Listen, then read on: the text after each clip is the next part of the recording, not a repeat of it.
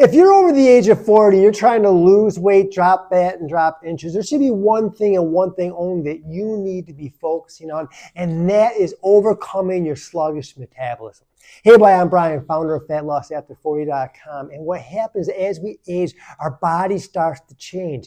Our metabolism starts to change. Heck, we start to change. Therefore, we need to change the way we do our health and fitness. You see, the old way of working out and eating and all of that stuff that used to work suddenly stops working.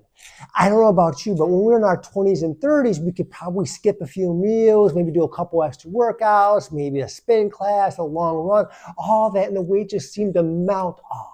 That seems to change as we age, and especially after the age of 40, and here's why. After the age of 40, metabolism just naturally slows down. Compound that with the fact that we start to lose muscle tone and muscle strength as we age. Those force multipliers added together leads to a sluggish metabolism, makes it nearly impossible to lose weight.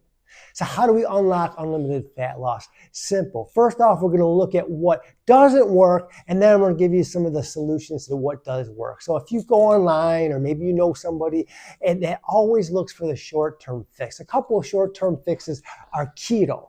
They hear about keto and doing the high protein or high fat, low carbohydrate diets. Now that seems to work for a little bit, but the problem with keto long term is it doesn't address your hormone profile issues. You see, our goal, as I mentioned, is to boost and reset our metabolism, but we also want to regulate our hormone profile.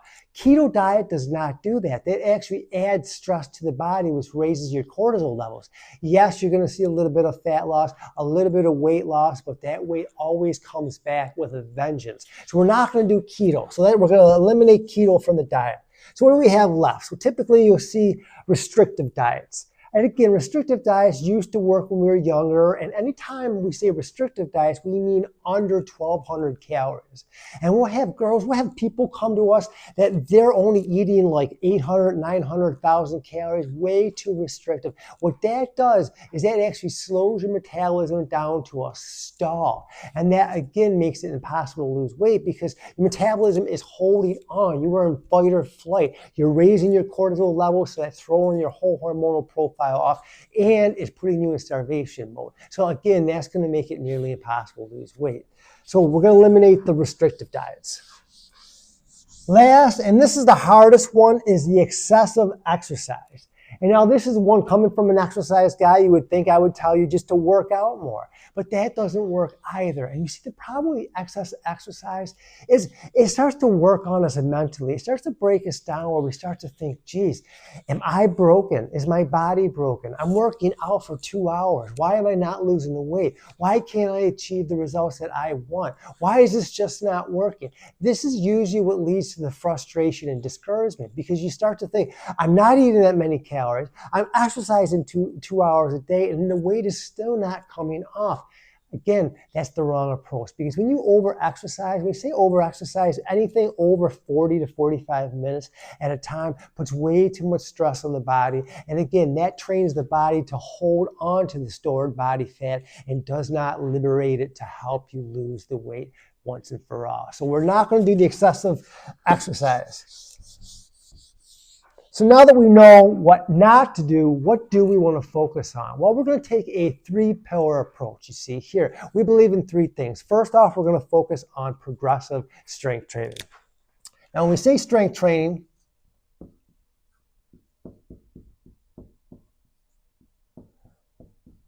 what we're referring to is just a full body exercises that you're doing 2 to 3 times a week. What we want you to do is find a weight that's light enough you can do at least 10 times, but heavy enough that if it's like you can do over 20 repetitions easily, it's time to increase the weight. So strength training is going to be the foundation. And what that does is resets your metabolism and starts to bring back that coveted weight and muscle tissue loss. It helps to stimulate your metabolism because you start to tone your muscles. It starts to help you to get stronger. You look leaner, you look fitter, you look sculpted. You get the look that we all want anyways. So strength training is where it's at. Skip the cardio, focus on strength training. Number 2, is protein. Protein is super, super important. And now we're not talking about a low carbohydrate or no carbohydrate. In fact, carbs are actually good for the body, the right kind of carbohydrates. But what we do want you to do is prioritize protein. So we want you to get at least 100 grams of protein a day. Now, I know that seems like a lot of protein, and it is. For a lot of people, when they first come here and we do a diet recall, we notice that they're only eating like 40 to 50 grams a day. So this is going to be a big step, but that's okay. We want you to do it slowly and work your way towards that 100 grams of protein. What that's going to do is going to help keep your metabolism elevated. It's going to help you to feel full, and it's going to give you that energy to help power through the day. So protein is super important. And lastly, we want you to focus on rest.